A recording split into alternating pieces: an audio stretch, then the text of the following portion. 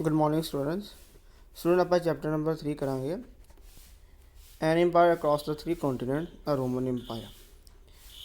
ਇਸ ਚੈਪਟਰ ਦੇ ਵਿੱਚ ਆਪਾਂ ਰੋਮਨ ਇੰਪਾਇਰ ਬਾਰੇ ਪੜਾਂਗੇ। ਰੋਮਨ ਇੰਪਾਇਰ ਜੋ ਕਿ ਇਟਲੀ ਦੇ ਇੱਕ ਛੋਟਾ ਜਿਹਾ ਇੰਪਾਇਰ ਸੀਗਾ, ਬਾਅਦ ਵਿੱਚ ਇਸਨੇ ਹੌਲੀ ਹੌਲੀ 3 ਕੰਟੀਨੈਂਟ ਦੇ ਉੱਪਰ ਰਾਜ ਕਰਨਾ ਸ਼ੁਰੂ ਕਰ ਦਿੱਤਾ ਸੀਗਾ, ਜਿਹਦੇ ਵਿੱਚ ਏਸ਼ੀਆ, ਅਫਰੀਕਾ ਔਰ ਯੂਰਪ ਸੀਗੀ।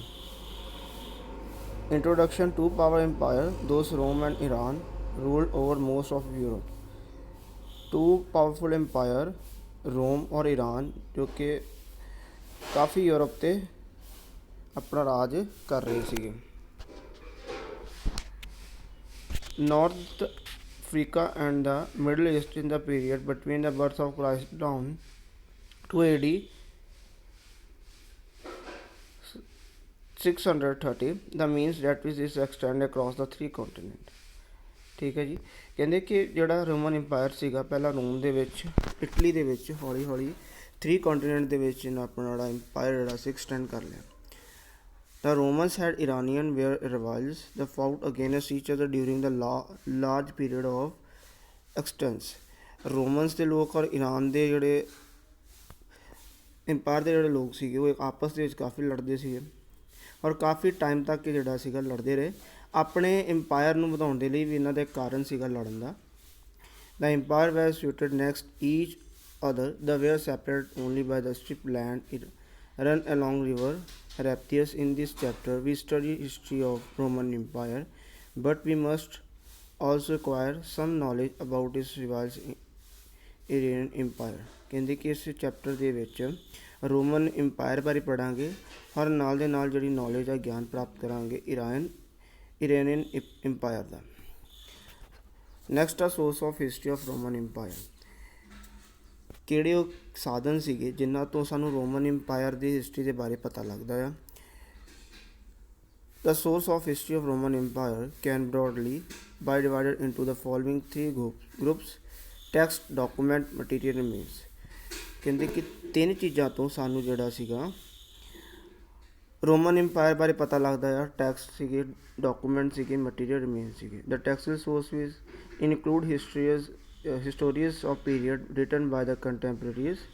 These were usually called annals because the narrative is constructed year by year. Basic there include letters, speeches, sermons, law, extras। ਠੀਕ ਹੈ ਜੀ। ਟੈਕਸਟਲ ਰਿਸੋਰਸਿਸ ਦੇ ਵਿੱਚ ਹਿਸਟੋਰੀਅਨਸ ਦੁਆਰਾ ਜਿਹੜੀ ਹਿਸਟਰੀ ਲਿਖੀ ਗਈ ਸੀਗੀ ਕੰਟੈਂਪਰੇਰੀ, ਤਤਕਾਲੀਨ ਜਿਹੜੀ ਕੰਟੈਂਪਰੇਰੀ ਹਿਸਟੋਰੀਅਨ ਦੁਆਰਾ ਇਤਿਹਾਸ ਲਿਖਿਆ ਗਿਆ ਸੀਗਾ। ਔਰ ਜਿਹੜੇ ਰਾਜਿਆਂ ਦੁਆਰਾ ਦਿੱਤੇ ਗਏ ਭਾਸ਼ਣ ਸੀਗੇ, ਸਪੀਚਿਸ ਸੀਗੇ, ਉਹਨਾਂ ਵੱਲੋਂ ਫਰਮਾਨ ਜਾਰੀ ਕੀਤੇ ਗਏ ਸੀਗੇ, ਕਾਨੂੰਨ ਬਣਾਏ ਗਏ ਸੀਗੇ। ਇਹ ਸਾਰੇ ਜਿਹੜੇ ਆ ਉਹ ਟੈਕਸਟ ਸੋਰਸਿਸ ਦੇ ਵਿੱਚ ਆ ਜਾਣਗੇ। ਡਾਕੂਮੈਂਟਰੀ ਸੋਰਸ ਇਨਕਲੂਡ ਮੈਨੀ encryption and papyri. The inscription were usually carved stones.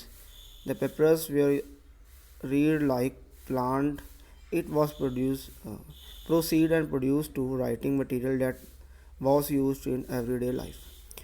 Documentary sources ਦੇ ਵਿੱਚ ਜਿਹੜੇ ਇਨਸਕ੍ਰਿਪਸ਼ਨ ਆ ਜਾਂਦੇ ਆ, ਸ਼ਿਲਾ ਲੇਖ ਆ ਜਾਂਦੇ ਆ, ਜੋ ਕਿ ਪੱਥਰ ਦੇ ਉੱਪਰ ਲੇਖ ਲਿਖੇ ਹੁੰਦੇ ਆ, ਉਹ ਆ ਜਾਂਦੇ ਆ। ਪੈਪਰੀ ਇੱਕ ਪਲਾਂਟ ਸੀਗਾ ਔਰ ਇਸ ਪਲਾਂਟ ਤੋਂ ਇੱਕ ਮਟੀਰੀਅਲ ਬਣਾਇਆ ਜਾਂਦਾ ਸੀਗਾ ਜਿਸ ਨੂੰ ਪੱਥਰ 'ਤੇ ਲਿਖਣ ਦੇ ਲਈ ਯੂਜ਼ ਕੀਤਾ ਜਾਂਦਾ ਸੀਗਾ। Material means the Roman civilization where building movements and other kind of structure porticoes and mosaics each other then can tell us much about the past.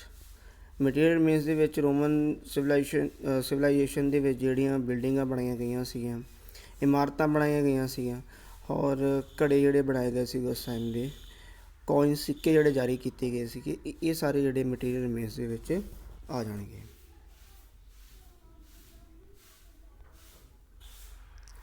Next ਦਾ Roman Empire. According to the legend of small settlement known as Rome was founded by the twin brothers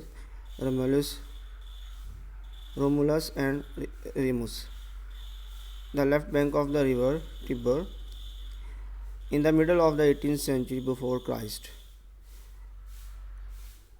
Turning from the fable to the fact, scholars believe that early in 18th century BC, occupants of small Latin settlement Little Tiber's Valley United established common meeting place The forum around the city of Rome was a setup suited a convenient place crossing a river protected by the hills and marshes.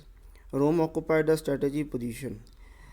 Students Roman empire ਦੀ ਕਹਿੰਦੇ ਆ ਕਿ ਜਿਹੜੇ establishment ਸੀਗੇ ਦੋ brother ਸੀਗੇ twin brother ਸੀਗੇ ਰੋਮੂਲਸ and RAMs ਇਹਨਾਂ ਨੇ ਕੀਤੀ ਸੀਗੀ ਛੋਟਾ ਜਿਹਾ ਇੱਕ ਰੋਮ ਇੰਪਾਇਰ ਸੀਗਾ ਇਹਨਾਂ ਨੇ ਇਸਟੈਬਲਿਸ਼ ਕੀਤਾ ਪਰ ਹੌਲੀ ਹੌਲੀ ਕੀ ਸੀਗਾ ਉਹ ਜਿਹੜਾ ਇੰਪਾਇਰ ਸੀਗਾ ਐਕਸਟੈਂਡ ਹੁੰਦਾ ਗਿਆ